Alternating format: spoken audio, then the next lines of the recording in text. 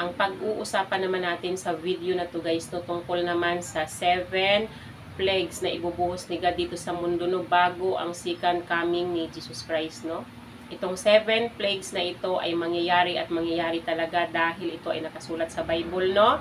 Sa ayaw man natin at saka sa gusto, no, kaya dapat mapaghandaan natin ito, no, at saka dapat magkaroon tayo ng awareness, baka sakali na kapag nalaman natin ang katotohanan ay mapag-isipan na natin na magsisi tayo sa mga kasalanan natin, no, at humingi ng tawad para hindi natin maranasan itong 7 plagues na ito, no. Hindi natin matikman yung matinding galit ni God, no.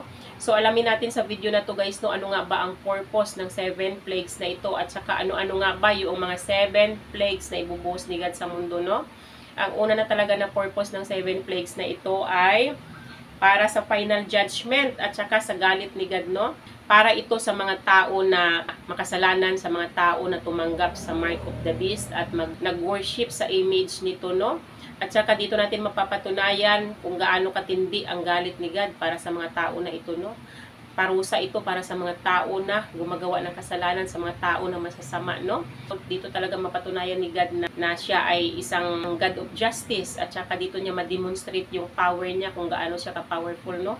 Patunayan ni God sa inyo kung gaano siya ka-powerful. At pangalawang purpose naman ng 7 plagues na ito ay para sa final warning at saka repentance, no. Kasi nagsisilbing warning ito para sa mga tao na makasalanan, no. Kasi kayo kung maranasan nyo yung matinding galit ni God, baka sakali na magsisi kayo sa mga kasalanan nyo, di ba? Iinganyuhin kayo dito na magsisi kayo, no, humingi ng tawad dahil sa tindi ng mga plagues na maranasan nyo.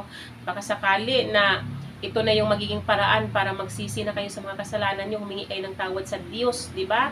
Kasi alam nyo na may karusahan talaga ang mga kasalanan na ginagawa natin sa mundo na ito, no? Talagang may punishment, may consequences talaga lahat ng mga ginagawa natin na kasamaan sa mundong ito, no? Pangatlong purpose naman ng 7 plagues na ito ay para patunayan ni God yung pagiging banal niya. Dahil nga banal siya, itong 7 plagues na ito ang response ni God para sa judgment ng mga tao na gumagawa ng kasalanan, no. Dito mapatunayan ni God na talagang holy siya at saka yung mga plano niya ay talagang perfect, no.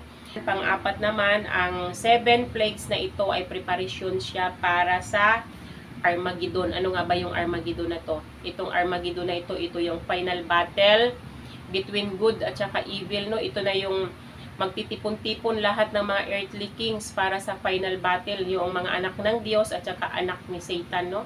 Ito na yung final battle, no. Magtitipon-tipon sila sa isang lugar, magkikita-kita sila sa isang lugar para sa final battle, no, bago ang second coming ni Jesus Christ, no. At saka ang lima naman na purpose nitong 7 plagues na ito ay para paghiwalayin ang mga mabubuti at saka masasama, no. Paghiwalayin bali yung anak ng Diyos at saka yung mga anak ni Satan, no. At patunayan natin dito guys na mayroon talagang mangyayari na 7 plagues, no. Basahin natin dito sa Revelation chapter 15 verse 1. Then I saw another sign in heaven, great and amazing. 7 angels with 7 plagues, which are the last. For with them the wrath of God is finished. Diba nakasaad dito? Nakita daw niya yung sign na mula sa heaven, no. Great at saka amazing daw. Nakita daw niya yung 7 anghel or 7 angels na may dalang 7 plagues. Ito na daw yung huli. Dahil daw dito sa plagues na ito, pagkatapos ng 7 plagues na ito, ang galit ni God ay matatapos na rin, di ba? The wrath of God is finished. Yan ang nakalagay dito. At nakasaad din dito sa Revelation chapter 16 verse 6 naman, and out of the sanctuary came the 7 angels with the 7 plagues, clothed in pure bright linen, with golden sashes around their chests. And one of the 4 living creatures gave to the 7 angels 7 golden bowls full of the wrath of God, who lives forever and ever. Kasaan nga dito, itong 7 angels daw ay may dalang 7 plagues, no. At saka, isa daw sa mga living creatures ni God ay ibinigay sa angel yung 7 golden bowls na puno daw ng galit ng Diyos, no. Ito na yung ibubuhos sa mundo, no. So, alamin natin sa video na ito guys, ano-ano nga ba ang mga 7 plagues na to para may awareness tayo, para mapaghandaan natin, no, para alam natin kung ano-ano nga ba itong mga plagues na mararanasan ng mga masasamang tao, no. So, ang unang plagues, ang first plagues ay mababasa natin sa Revelation chapter 16 verse 2. So, the first angel went and poured out his bowl on the earth, and harmful and painful sores came upon the people who bore the mark of the beast and worship its image. Ang unang bowl na dala ng angel ay ibubuhos niya sa earth. At ang bowl daw na ito ay may dalang nakakapinsala at saka painful sores para daw sa mga tao na tumanggap ng mark of the beast at mag-worship ng image ng beast na ito, no, para sa inyo itong first bowl na to, no. Kaya sana guys, no, pagdating ng araw na ito, mangyayari na itong mark of the beast, sana makapag-isip tayo ng tama, no? Sana makapamili tayo kung ano yung tama na piliin natin, no? Huwag sana tayong tatanggap nitong mark of the beast para hindi natin maranasan or ma-experience ang matinding galit ni God para sa mga tao na mag-worship nitong beast na ito at tatanggap sa mark niya, di ba? Kaya sana maiwasan natin ito para hindi natin matikman ang matinding galit ni God, no? Ang pangalawa naman na plagues ay mababasa natin sa Revelation chapter 16 verse 3. The second angel poured out his bowl into the sea, and it became like the blood of a corpse, and every living thing died that was in the sea. Ang pangalawang angel daw ay ibinuhos niya yung bowl niya sa dagat, at ang dagat daw ay magiging parang dugo ng isang bangkay, at lahat daw ng living thing na nasa dagat, diba, yung mga seafoods, diba, lahat ng mga seafoods na nasa dagat, kung ano man yung nakapaloob sa dagat ay mamamatay lahat. So, wala nang makukuhang isda kasi mamamatay lahat. Wala nang mga seafoods kasi mamamatay lahat, no? Ang pangatlo naman na plagues ay mababasa natin sa Revelation chapter 16 verse 4. The third angel poured out his bowl into the rivers and the springs of the water, and they became blood. Ang pangatlo daw na angel ay ibubuhos niya yung bowl niya sa ilog at sa mga bukal ng tubig. At ang tubig daw dito ay magiging dugo. So, lahat na ng supply ng tubig ay dugo na. Wala nang maiinom ang tao na tubig kasi dugo na lahat, no? Ganon katindi ang galit ni God, no? At saka, ang pang-apat naman na plagues ay mababasa natin sa Revelation chapter 16 verse 8. The fourth angel poured out his bowl on the sun, and it was allowed to scorch people with fire. They were scorched by the fierce heat, and they cursed the name of God who had power over these plagues. They did not repent and gave Him glory. Ang nakasaad dito, yung pang-apat na angel ni God ay ibubuhos niya yung bowl niya sa araw, di ba? At ang araw daw na ito ay papahintulutan ng Diyos na sunugin ang mga tao na masasama. Sunugin yung balat niyo sa sobrang tindi ng init. At saka ang gagawin daw ng mga tao, susumpain nila ang pangalan ng Diyos, no?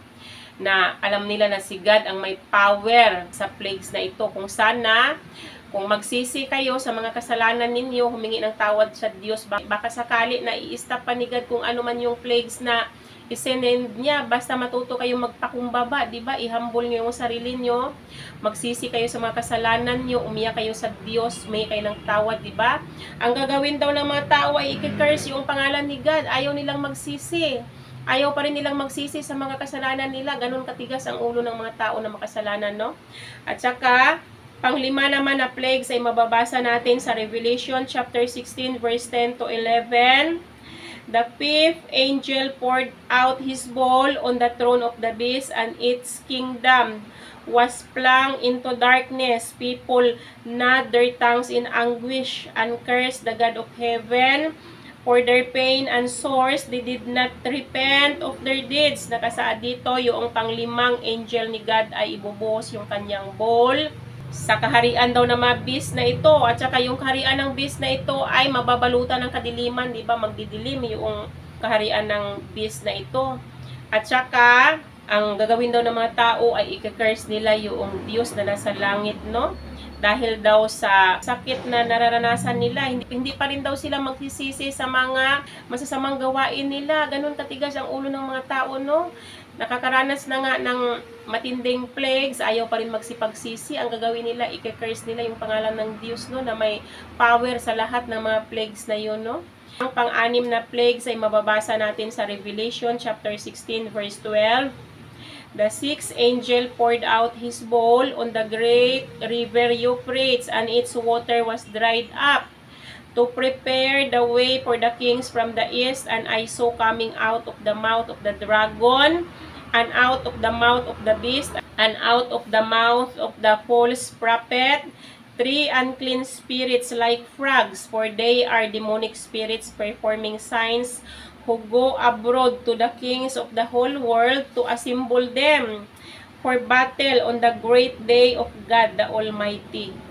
Ito na yung nakasaad no, na ang pang-anim na angel ni God ay ibubuhos niya yung bowl niya sa great river of Euphrates, no?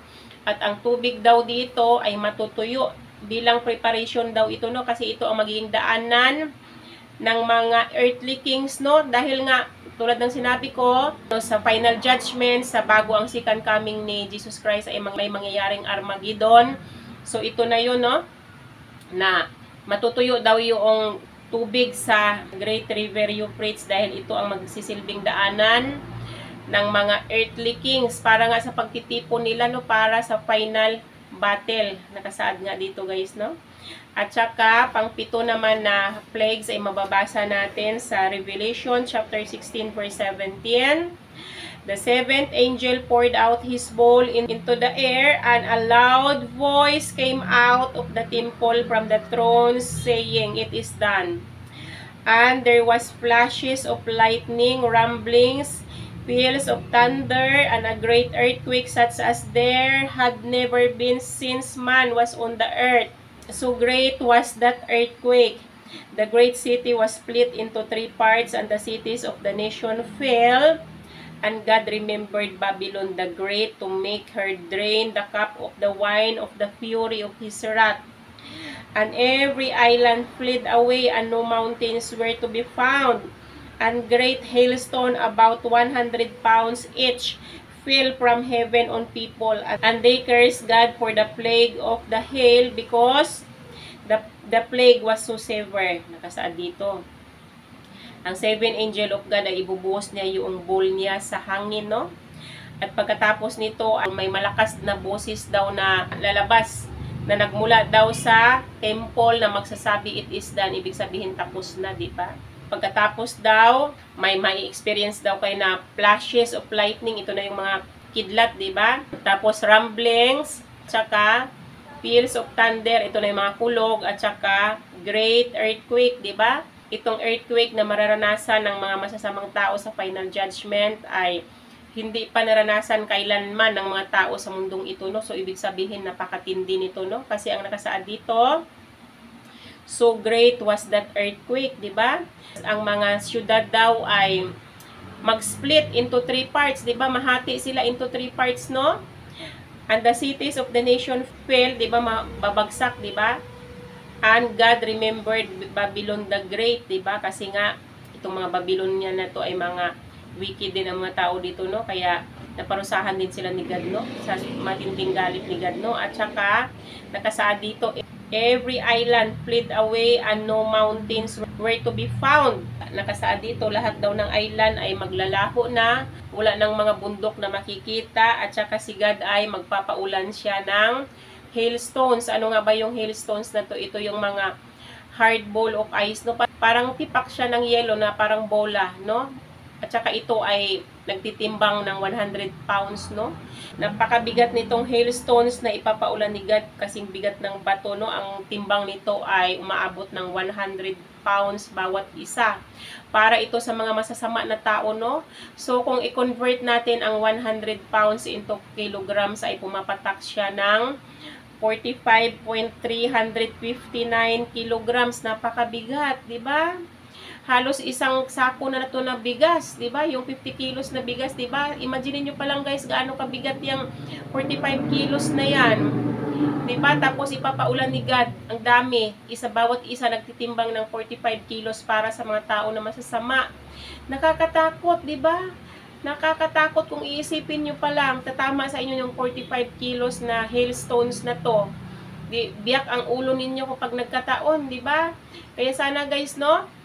Ngayon pa lang, mapag-isip-isip na natin, guys, no, na talagang Ang lahat ng mga kasalanan nating ginagawa sa mundong ito may kaukulang parusa. So ngayon, kung ayaw ninyo na ma-experience itong 7 plagues na ito, kasi ang 7 plagues na ito ay para lang ito sa mga wicked na mga tao, para sa mga tao na masasama, sa mga tao na makasalanan, sa mga tao na hindi nagawang magsisi sa mga kasalanan nila, no? Ito ang ipaparanas ni God sa inyo.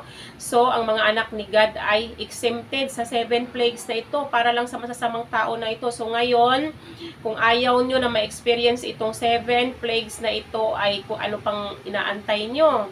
Diba? Magsisi na kayo sa mga kasalanan yung nagawa. Ngayon pa lang, humingi na kayo ng tawad sa Diyos.